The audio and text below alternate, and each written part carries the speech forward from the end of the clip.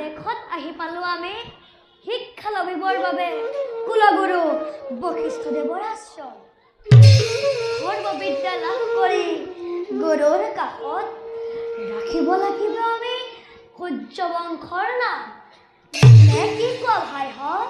দাদা ভাই কুলগুৰু বশিষ্ঠদেৱৰ কাষত থাকিবলৈ পাই মই যে পৰম আনন্দিত। ভাই কিয়নো পিতাই কৈছে মহাজ্ঞানী ঋষিবৰ ত্ৰিকালজ্ঞ পুৰুষ তেনে প্ৰজ্ঞাশীল পুৰুষৰ কাষত লাভ কৰিম আমি জীৱনৰ পাঠ। ধন্য হ'ম আমি, ধন্য হ'ব আমাৰ জীৱন। সঁচা কথা দাদা। ভাই শিক্ষা যদি নলভো উপযুক্ত বয়সত গুৰুৰ কাষত অপূৰ্ণ হ'ব আমাৰ জনম।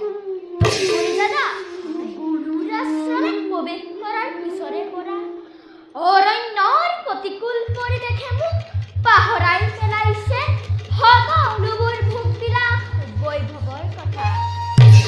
কিন্তু ভাই হকটোক ন দাদা তুমি দেখোন নিমাতে থাকিলা।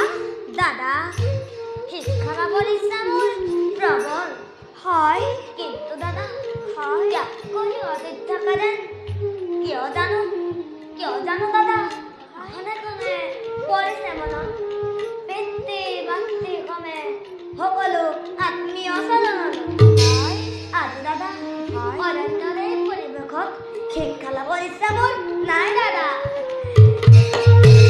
ভাই শত্ৰুঘ্ন দাদা এয়া তোমাৰ ভ্ৰান্ত ধাৰণা ভাই শত্ৰুঘ্ন। শুনা মোৰ চেনেহৰ ভাই কোৱা দাদা কাৰেঙৰ বিলাসৰ মাজত থাকি প্ৰকৃত শিক্ষা তুমি কৰিব নোৱাৰিবা অৰ্জন। এবে ভাইহঁত দাদা যাওঁ ব'লা সন্ধ্যা পূজাৰ আমি কৰোঁগৈ আয়োজন। ব'লা দাদা ব'লা ভাইহঁত।